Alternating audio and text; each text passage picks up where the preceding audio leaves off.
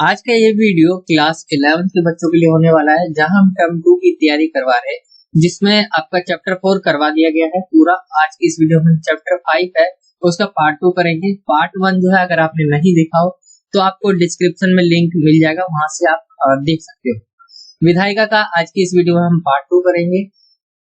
और आपको कोई भी क्वेश्चन पूछना हो मुझसे तो आप मुझसे यहाँ पूछ सकते हैं। ये मेरी इंस्टाग्राम आईडी है, जहाँ पे आप मुझसे जो है क्वेश्चन पूछ सकते हैं। स्टडी से रिलेटेड जो भी क्वेश्चन होते हैं आप मुझसे यहाँ पूछ सकते हैं। साथ ही जो यहाँ पे है, हमने आपको जो है चैप्टर 4 पूरा करवा दिया है। पार्ट 1 विधायिका का करवा दिया है। आज की इस वीडियो में हम पार्ट 2 करने वाले हैं। सरकार के 3 अंगों के बारे में आपकी फर्स्ट बुक है। फर्स्ट बुक किस पे है? सरकार के तीनों अंग के बारे में हम करवा रहे हैं। तो विधायिका का हमने पार्ट 1 कर लिया था, आज की इस वीडियो में हम पार्ट 2 करने वाले हैं।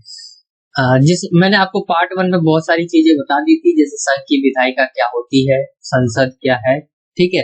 और आज डिस्कस करेंगे हम लॉन्ग क्वेश्चन की, 4 और 6 नंबर के क्वेश्चन की। 1 और 2 नंबर वाले जो क्वेश्चन निकलते थे पार्ट 1 में बता दिए हैं। राज्यसभा, राज्यसभा क्या होता है? संघ की जैसे विधायिका होती है उसको हम संसद कहते हैं। तो संसद के 2 पार्ट होते हैं, एक होता है आपका राज्यसभा, एक होता है आपका लोकसभा। तो राज्यसभा क्या होता है, लोकसभा क्या होता है, डिस्कस करेंगे। सबसे पहले हम जो करते हैं वो राज्यसभा के बारे में करते हैं। तो राज्यसभा जो है संसद का जो है सबसे ऊपरी सदन है, ऊपरी सदन है। संसद का ऊपरी सदन क्या है? राज्यसभा है। ये याद रखना आपको। इसमें ज्यादा से ज्यादा 250 सदस्य जो है शामिल होते हैं, 250 सदस्य होते हैं इसमें। और तीसरा आप लिख सकते हो, इसमें जो 250 सदस्य होते हैं जिसमें से 12 सदस्य जो है वो राष्ट्रपति जी चुनते हैं। राष्ट्रपति जी चुनते हैं कितने सदस्यों को? 12 सदस्यों को जो है राष्ट्रपति जी चुनते हैं। इसमें आप लिख सकते हो राज्यसभा है, उसका जो चुनाव होता है, मतलब यहाँ पे जो लोग काम करते हैं वो 6 वर्ष के लिए इन्हें चुना जाता है। इसमें आप लिख सकते हो इनका ये क्या है, एक स्थायी सदन है। स्थायी सदन मतलब बोले तो आप कह सकते हो कि इसे जो है समय से पहले हटाया नहीं जा सकता। और भी कई सारी चीजें हैं। इनका चुनाव कैसे होता है, तो वो होता है अप्रत्यक्ष रूप से, आप लिख सकते हो। जहां पे मैंने 6 वर्ष के लिए बताया, इनका चुनाव जो होता है अप्रत्यक्ष रूप से जो है इनका चुनाव होता है। और भी जो है मेन चीजें थी मैंने आपको बता दिया। साथ ही इनका जो चुनाव होता है हर साल, हर 2 साल पे जो है इनका चुनाव। 1 मिनट में आपको जो है थोड़ा ऊपर करके बता देता हूँ। हाँ, तो यहाँ पे आपने देखा इनका चुनाव, और हर 2 साल पे ना 2 ईयर पे इनका 1/3 जो सदस्य होते इनका जो है चुनाव होता है हर 2 साल पे। तो ये आप 5-6 पॉइंट है, इसको आपको याद रखना है। राज्यसभा को हम ऊपरी सदन कहते हैं, या आप उसे उच्च सदन भी कह सकते हो, ठीक है। इसमें सदस्य की संख्या कितनी होती है? 250। 12 सदस्य जो है राष्ट्रपति जी चुनते हैं, और 12 सदस्य ये वो सदस्य होते हैं जो खेल से आते हैं, किसी साहित्य से आते हैं, जन समाज सेवा से आते हैं, ठीक है। तो इनके जो है ये जो 12 सदस्य चुने जाते हैं इन क्षेत्रों से आते हैं। ये आप समझ गए। आगे चलते हैं।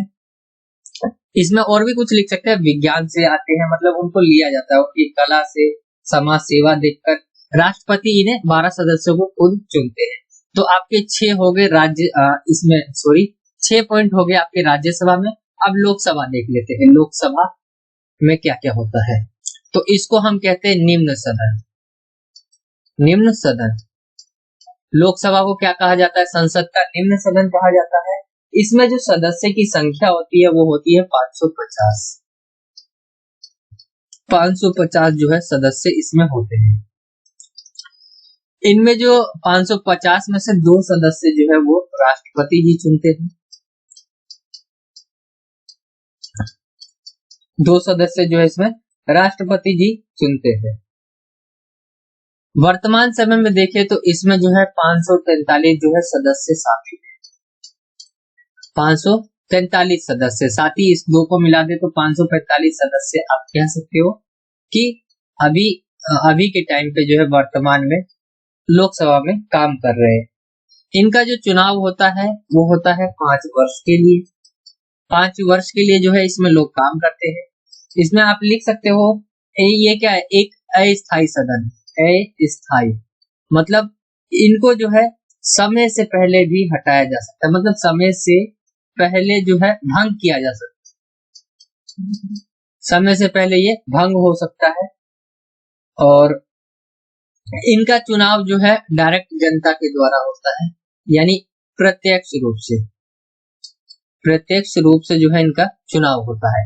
तो ये कुछ पॉइंट थे, आपको याद रखना है। लोकसभा, इसको निम्न सदन कहते हैं, 550 सदस्य होते हैं, अधिकतम 2 सदस्य जिनमें से राष्ट्रपति जी चुनते हैं, जिसमें से आपके अभी वर्तमान समय में हम डाल दे इधर वर्तमान में, तो टोटल 543 है और 2 इनको मिला दे तो 545 सदस्य वर्तमान में। इनका जो चुनाव होता है वो 5 वर्षों के लिए होता है। अस्थायी मतलब समय से पहले भी इसको जो है लोकसभा को भंग किया जा सकता है, और इनका जो चुनाव होता है वो प्रत्यक्ष रूप से होता है, लेकिन मैंने इनका बता दिया था अप्रत्यक्ष रूप से इनका चुनाव होता है। सबसे ज्यादा शक्तिशाली कौन होता है इनके में? सबसे ज्यादा शक्तिशाली होता है लोकसभा। लोकसभा शक्तिशाली क्यों होता है? क्योंकि इसका जो चुनाव होता है डायरेक्ट जनता करती है, यानी प्रत्यक्ष रूप से होने के कारण डायरेक्ट जनता इनका चुनाव करती है, तो ये ज्यादा जो है शक्तिशाली होता है लोकसभा। ठीक है, तो ये आप समझ गए, संसद के 2 सदन, लोकसभा और राज्यसभा। आगे चलते हैं, राज्यसभा की हम शक्तियां देख लेते हैं और योग्यता देख लेते हैं। तो राज्यसभा की योग्यता क्या है? तो आप इसमें लिखोगे भारत का नागरिक होना चाहिए, भारत का नागरिक। दूसरा, ये इसमें जो है आयु जो है होनी चाहिए, वो होनी चाहिए 30 वर्ष। 30 वर्ष जो है कम से कम इनकी एज होनी चाहिए। तो ये आप 2 चीजें, अब 2 मैं बता देता हूँ, ज्यादा 4 नंबर में आ गया। ये तो ज्यादा बड़ा आएगा नहीं योग्यता, ठीक है, तो यहाँ आप लिख सकते हो। यहाँ पे आप लिख सकते हो और भी चीजें कि ये कोई लाभ के पद पे कार्यरत ना हो, मतलब लाभ के पद पर ना हो। लाभ के पद पर मतलब कहने का मतलब है कि आप कह सकते हो कोई गवर्नमेंट जॉब में ना हो जो बंदा, ठीक है, जो शामिल होना चाहता है। तो ये चीजें आप इसमें लिख सकते हो योग्यता। राज्यसभा की शक्तियां देख लेते हैं। अब राज्यसभा की शक्तियां क्या क्या है? सबसे पहली शक्तियां हो जाएगी राज्यसभा में कि ये कानून बना सकती है, कानून बना सकती है, जिसमें क्या है कि सामान्य विधेयक आगे कानून बना सकती है, यहाँ लिख देता हूँ, ठीक है। सामान्य विधेयक हो गए या धन विधेयक हो गए, इनके ऊपर जो है वो संशोधन डाल सकती है। संवैधानिक संशोधन भी कर सकती है ये, तो संशोधन का भी इसे अधिकार है। तीसरा है इसमें कि ये जो है राष्ट्रपति और उपराष्ट्रपति के चुनाव में क्या है, भागीदारी रख सकती है। उपराष्ट्रपति और राष्ट्रपति के चुनाव में इसकी अहम भूमिका होती है, ये आप लिख सकते हो। और भी लिख सकते हो। चौथा इसका लिख सकते हो न्यायाधीश, आपने देखा होगा न्यायाधीश, इनका जो पद से हटाना जो है ये कर सकती है, न्यायाधीश को पद से हटाना, इसके पास ये सारी शक्तियां होती है। वही राज्यसभा और लोकसभा की शक्तियां लगभग सेम होती है, ठीक है, क्योंकि दोनों ही संसद के सदन है, दोनों सदन है, तो इनकी शक्तियां, दोनों की शक्तियां लगभग सेम होती है, बस शक्तिशाली जो ज्यादा होती है वो लोकसभा होती है। आगे चलते हैं, लोकसभा के बारे में देखते हैं। तो इसकी योग्यता क्या है? भारत का नागरिक, ये अगर भारत का नागरिक होगा तो वो इसका सदस्य बन सकता है।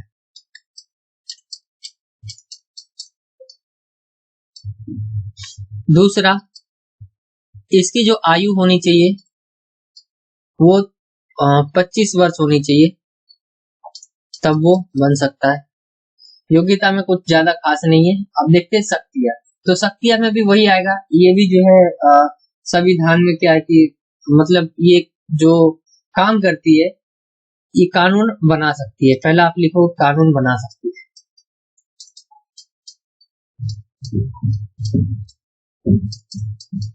ये कानून बना सकती है, इसके पास ये शक्ति है, ठीक है। इसमें जो है संविधान में संशोधन कर सकती है, संशोधन करने का अधिकार है ये। और राष्ट्रपति उपराष्ट्रपति के चुनाव में इसकी भी भूमिका होती है, राष्ट्रपति और उपराष्ट्रपति के चुनाव में इसकी भूमिका होती है। न्यायाधीश को जो है उसके पद से हटा सकती है, इसके पास ये भी शक्ति होती है। और इसके पास और भी होती है, समिति का भी गठन भी करती है। समिति कह लो, आयोग कह लो, उनका ये गठन करती है।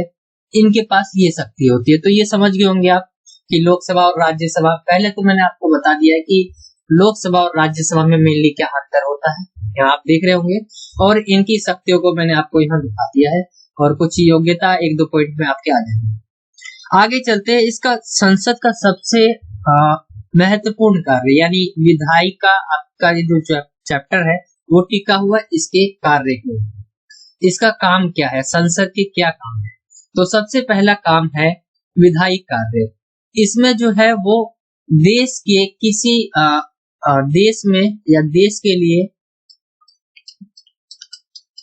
लिए कह लो कानून बनाना, या किसी देश के किसी भी भाग के लिए कानून बनाने का काम करती है। ये आप इसमें लिख सकते हो, देश के लिए या देश के किसी भी भूभाग के लिए जो है काम करती है कानून बनाने। ये आप यहाँ पे लिख सकते हो। इसके पास पहला काम ये है। कार्यपालिका संबंधी कार्य, ये जो है ये देख रेख करती है कि कार्यपालिका जो है अपना काम सही ढंग से कर रही है कि नहीं कर रही।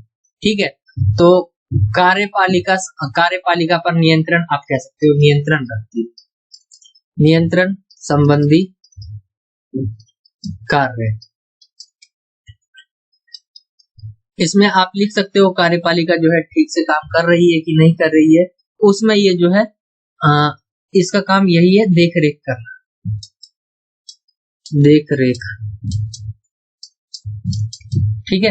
ये जो है कार्यपालिका संबंधी कार्य में आप ये लिख सकते हो। आगे देखते हैं अगला काम क्या है इसका।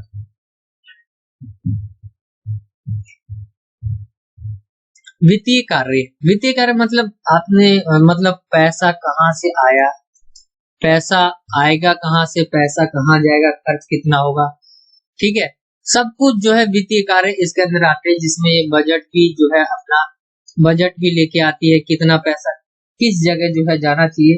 वित्तीय कार्य ये जो है करती है। ठीक है, जिसमें कितना धन खर्च हुआ है, कितना धन जो है कहाँ से आ रहा है, टैक्स, बहुत सारी चीजें जो है इसके अंदर शामिल होती है। तो ये वित्तीय कार्य यहाँ पे ये देखिए, ये आप लिख सकते हो। आगे इसका देखते हैं चुनावी कार्य, मतलब ये जो है संसद जो है चुनाव के कार्य भी करती है, जिसमें उसे जो है ये कहाँ पे रोल अदा करती है, जैसा कि मैंने आपको बताया था, एक तो राष्ट्रपति के चुनाव में और एक उपराष्ट्रपति के चुनाव। उपराष्ट्रपति इसमें जो है ये चुनाव संबंधी कार्य करती है। ठीक है, तो ये आप समझिए चुनावी कार्य भी करती है आपकी संसद। संविधान जो है संशोधन संबंधी कार्य, तो संविधान में कोई भी संशोधन करना हो तो क्या है कि ये दोनों सदन आपने देखे, एक राज्यसभा और एक लोकसभा, ये दोनों क्या है, संसदीय है ना, संसद के दोनों पार्ट है। तो क्या है कि इसी में जो है संविधान में अगर संशोधन करना हो तो ये काम भी क्या है वो संसद के अंदर आता है। संसद के पास जो है संविधान में संशोधन करने की शक्ति है। ये आपने देख लिया। आगे क्या है, आगे देख लेते हैं इनके पास और क्या काम है।